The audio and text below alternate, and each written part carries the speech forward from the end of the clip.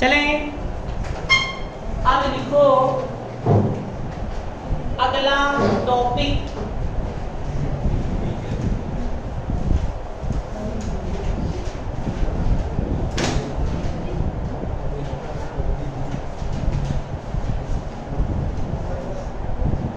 स्टर्न-गर्लैक प्रयोग।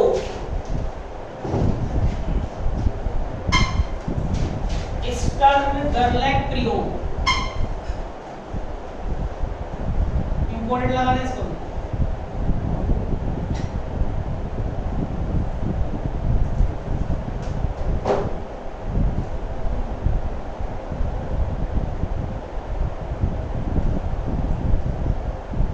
तो बबलू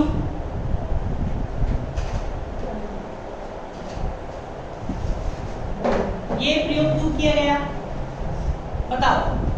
परमाणु होता है, परमाणु में नाभिक के चारों ओर, परमाणु में नाभिक के चारों कौन चक्कर लगा रहा है? तुम। कौन चक्कर लगा रहा है? इलेक्ट्रॉन। अब बता, जब परमाणु में नाभिक के चारों इलेक्ट्रॉन चक्कर लगाएगा, इलेक्ट्रॉन की खोपड़ी पर क्या है? आवेश, मतलब आवेश चक्कर लगा रहा है। और जब आवेश चक्कर लगाते तो क्या बहती है? धारा। क्या बहती है? धारा। इलेक्ट्रॉन इधर गतिमान है, धारा कहाँ बहेगी? इधर। इलेक्ट्रॉन की दिशा के विपरीत दिशा में। तो परमाणु में क्या बहती है? परमाणु में क्या बह रही है? धारा बह रही है। अब बताओ, ये परमाणु क्या बन गया? धारावाही लूप। क्या भैया? धारावाही लूप। अब चुंबकीय आघूर्ण एक होता है क्षण चुंबक का, NS, बीच की दूरी 2L, क्षण चुंबक का चुंबकीय आघूर्ण होता है M2L। भाई पता है धारावाही लूप, मतलब कोई लूप है उसमें आपने धारा बहा दी। क्या बहा दी? धारा। तो ये क्या बन जाता है? चुंबक बन जाता है। 12th क्लास से पढ़ते हुए आ रहे हैं। इसका चुंबकीय आघूर्ण क्या होता है? M बराबर IA।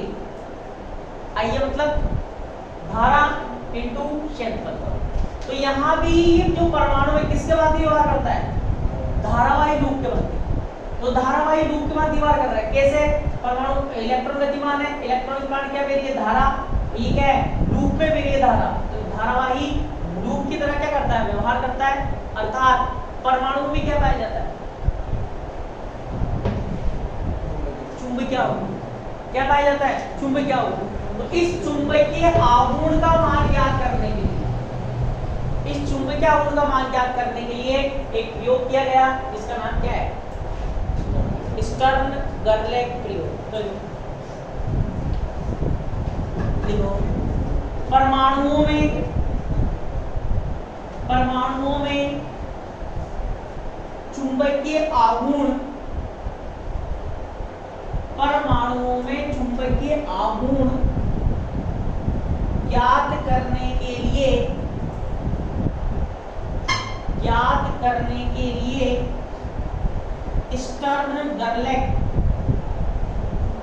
स्टर्न-गर्लैक ने एक प्रयोग किया जिसे स्टर्न-गर्लैक का प्रयोग कहते हैं। अब फर्स्ट नंबर लिखो सिद्धांत। फर्स्ट नंबर सिद्धांत। इसमें लिखो हम,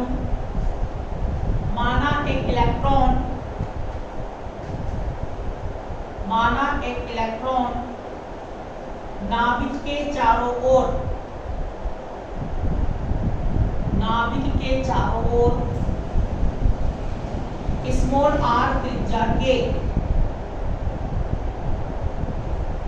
स्मॉल r त्रिज्या के वृत्ताकार पथ पर, स्मॉल r त्रिज्या के वृत्ताकार पथ पर v वेग से गतिमान है, अतः एक चक्कर लगाने में एक चक्कर लगाने में लगा समय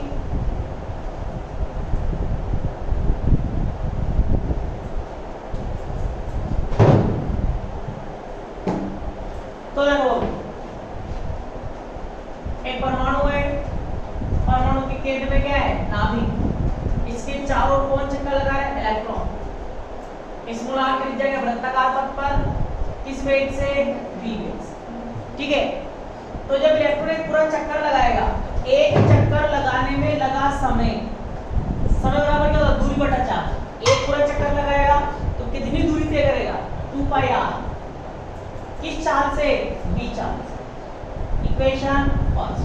तब इतने समय में प्रवाहित धारा, जब इलेक्ट्रॉन चक्कर लगाएगा मतलब क्या बहेगी? धारा। I बराबर क्या होता है बबलू? E/T। Q/T होता है Q के आवेश, इलेक्ट्रॉन पर आवेश कितना होता है? E। E का मान रख दो, तब I बराबर काई, E बराबर क्या आएगा? 2πr घाटो v। I बराबर काई ev/2πr। तब परमाणु का चुंबकीय आघूर्ण क्या होता है? सूत्र m बराबर Ia। m बराबर काई, I क्या है? यहां से लिख लो EV/2πr। a क्या हो जाएगा? वृत्ताकार पथ है तो पाई r square. zigzag zigzag zigzag zigzag। m बराबर काई EV/2। यहां तक छापो चित्र बना के।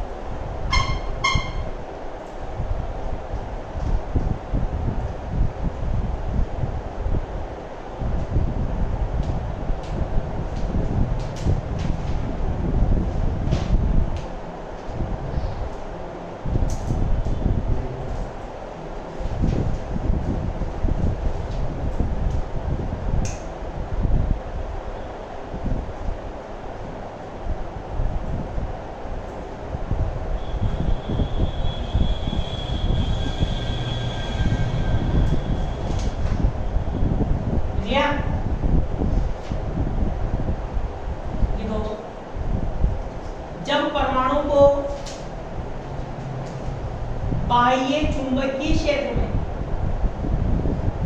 जब परमाणु को बाह्य चुंबकीय क्षेत्र में रखा जाता है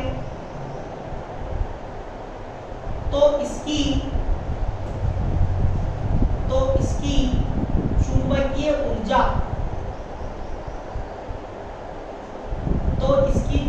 चुंबकीय ऊर्जा, बताओ क्या होती है चुंबकीय ऊर्जा का सूत्र?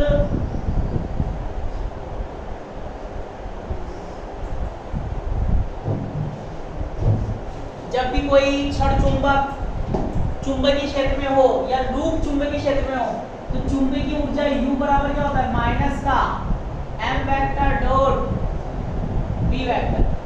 m वेक्टर क्या है? चुंबकीय आवेश। b वेक्टर क्या है? चुंबकीय क्षेत्र।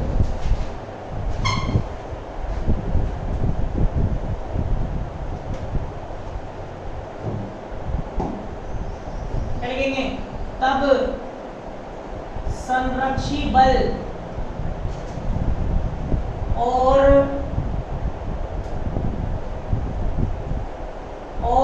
स्थितिज ऊर्जा में संबंध से, बताओ संरक्षी बल स्थितिज ऊर्जा में संबंध क्या होता है? F वेक्टर बराबर माइनस का डेल U। अच्छा है बबलू, स्थिर ऊर्जा का सूत्र क्या होता है? F du बराबर F vector dot dr vector या F dr, F बराबर क्या होगा? du upon dr। ठीक है, कार्य का सूत्र है, कार्य का बचपन से पढ़ रहे हो। F dr कार्य का सूत्र है, तो ये कार्य मतलब ऊर्जा, स्थिर ऊर्जा मान लिया, F बल और dr क्या है? दूरी। F बराबर क्या है? du upon dr। du क्या है यहाँ पर? स्थितिज ऊर्जा, और ये क्या होता है? संकारक, उसका लिख दूंगा मैं L।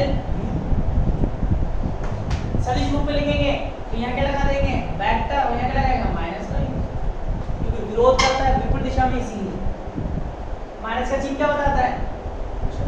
क्योंकि जो स्थितिज ऊर्जा ज्ञात की जाती है ना, वो हमेशा संरक्षी बल के विरुद्ध कार्य करने से होती है। अब बताओ, अभी डेस्टाल इसको मैं h ऊंचाई पर उठाऊं, कौन सी ऊर्जा आ गई? स्थितिज ऊर्जा, mgh आ गई। स्थितिज ऊर्जा हमेशा संरक्षी बल के विरुद्ध जो कार्य करते हो ना, वही आपकी क्या बन जाती है? स्थिर ऊर्जा। मतलब संरक्षी बल के विरुद्ध जो कार्य करते हैं वही क्या बनती है? स्थितिज ऊर्जा। मतलब गुरुत्वाकर्षण बल का लग रहा है नीचे, कौन सा बल है? संरक्षी बल। मैं टेस्टर को उठाऊंगा ऊपर, तो इसके विरुद्ध क्या कर रहा हूँ? कार्य। अब इसमें कौन सी ऊर्जा आ गई? स्थितिज ऊर्जा। याद करोगे क्या है कि mgh, इसलिए यहाँ पर माइनस का चिन्ह लगा है। बताओ u का मान रखूं, तब F वेक्टर बराबर माइनस का डेल क्या आएगा?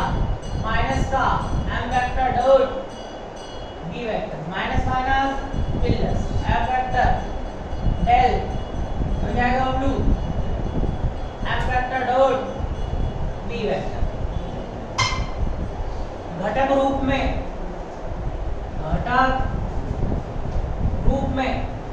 घटक रूप के लिए f के 3 घटक fx, और बताओ m वेक्टर डेल का मान सब जानते हैं। डेल का मान क्या होता है? याद है? i के del upon del x plus j के del upon del y plus k के डेल अपॉन डेल z। ठीक है, बताओ 3 घटक किसके होंगे? m के होंगे कि b के होंगे? b के होंगे, ना कि m के। m तो बाहर रहेगा। अब इसका x घटक ले रहा हूं, तो इसका भी कौन सा घटक लूंगा? x। क्या लिखूंगा?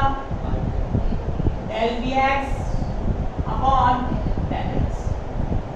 तो इसका i कैप क्या बन जाएगा? 1 हो जाएगा ना, इसलिए से लिख लो blue.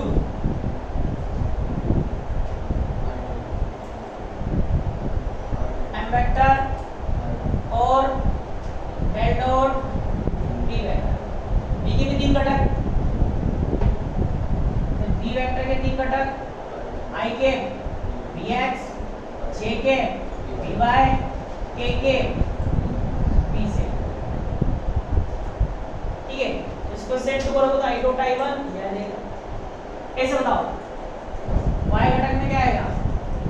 Vector del dy upon del y।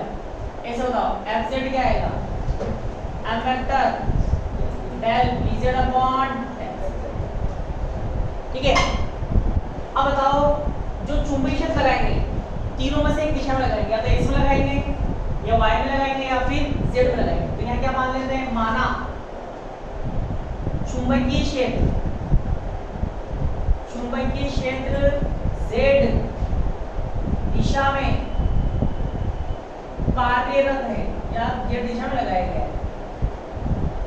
तो अब ना चुंबकीय क्षेत्र z में है, x और y में नहीं है, तो del bx upon del x और del dy upon del y कितना हो जाएगा, ये दोनों तो जीरो है क्योंकि इन दोनों दिशा में मैंने कोई चुंबकीय क्षेत्र नहीं लगाया, सिर्फ किसमें लगाया। तब क्या बचेगा,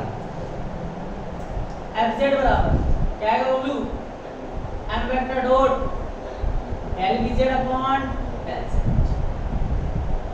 अब बताओ प्रयोग क्यों कर रहे हैं, प्रयोग क्या करना है, चुंबकीय आघूर्ण मतलब m वेक्टर। तो चुंबकीय आघूर्ण का सूत्र आया बल के रूप में। तो अगर आपको चुंबकीय आघूर्ण निकालना है तो पहले क्या निकालना पड़ेगा, बल ज्ञात करने, मतलब प्रयोग करेंगे, उस प्रयोग से बल ज्ञात करेंगे, बल का मान यहाँ रखकर क्या निकालेंगे, m।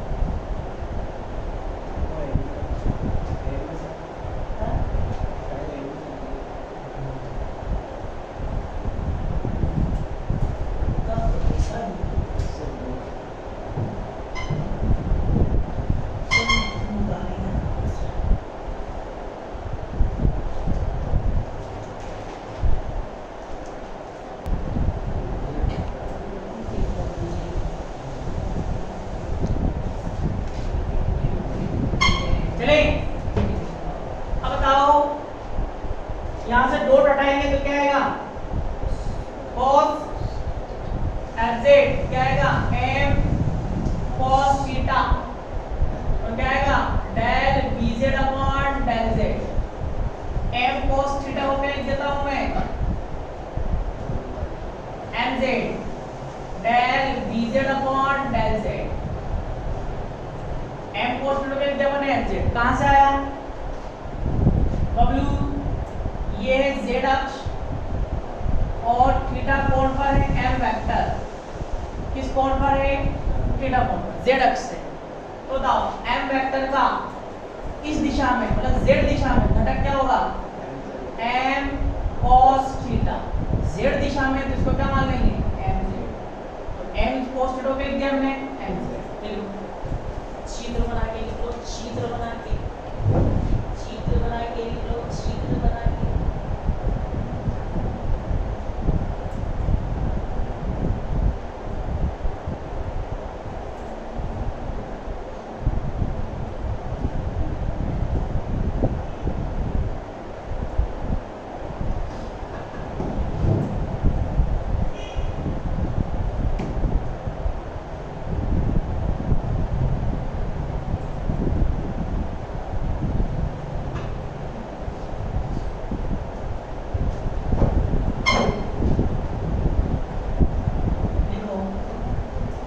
स्पष्ट है कि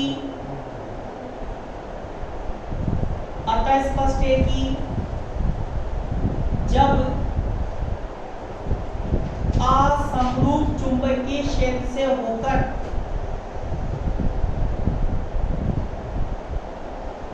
परमाणुओं को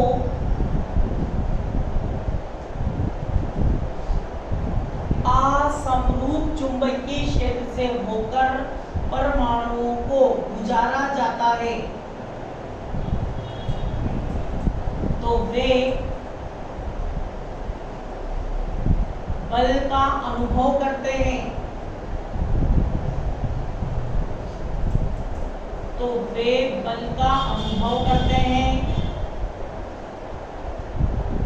अतः बल के प्रभाव का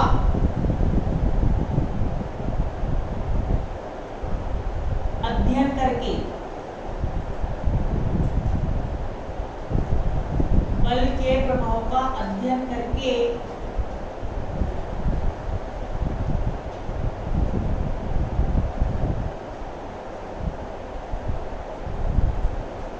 परमाणु के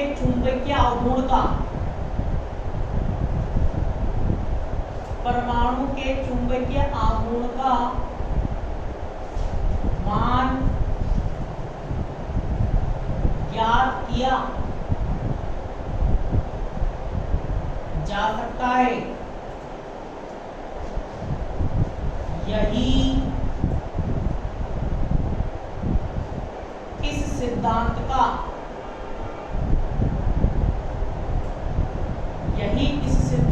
प्रयोग है।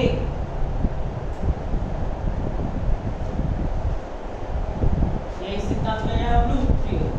अब देखो प्रायोगिक व्यवस्था।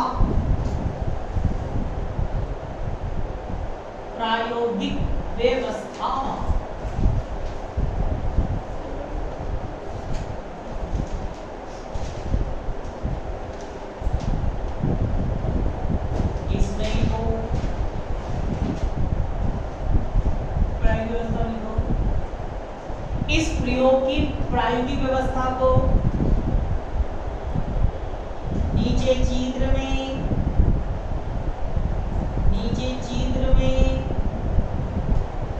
दर्शाया गया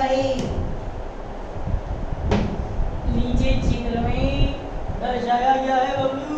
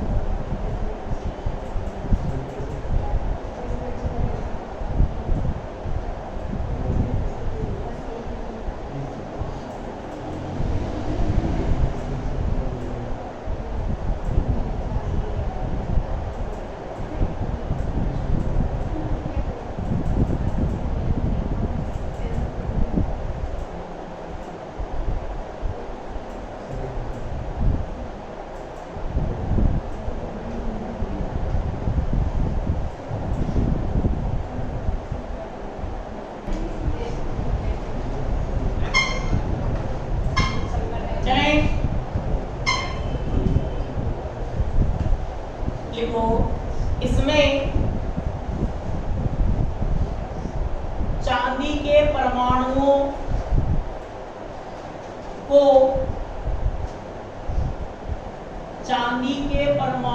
को गलाकर, इसमें चांदी के परमाणुओं को भट्टी में गलाकर, चांदी के परमाणुओं को भट्टी में गलाकर वाष्प के रूप में प्राप्त करते हैं। अब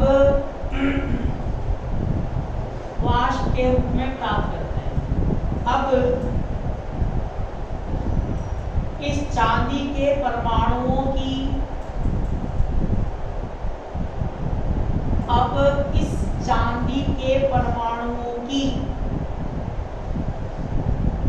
वाष्प को, अब इस चांदी के परमाणुओं की वाष्प को स्लिट S1 और S2 की सहायता से गुजारते हुए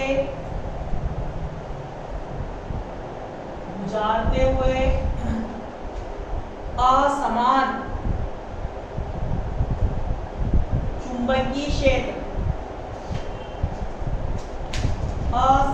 चुंबकीय क्षेत्र से होकर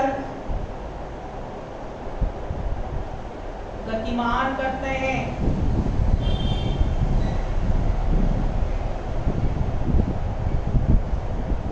और फिर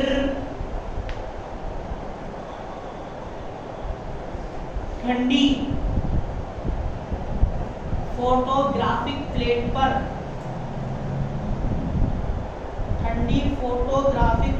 पर गिराते हैं, जहां ये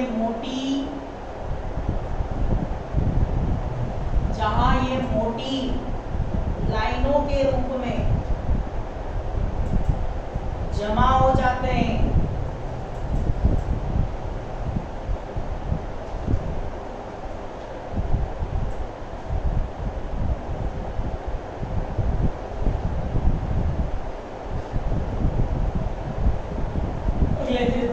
तब असमान चुंबकीय क्षेत्र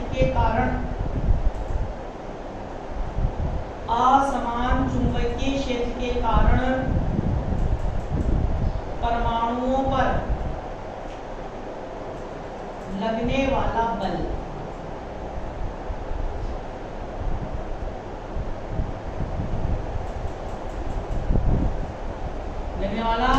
बल क्या था? Fz बराबर mz dvz del vz upon del z। ये लिख लो, इसके आगे अगली कक्षा में पढ़ेंगे।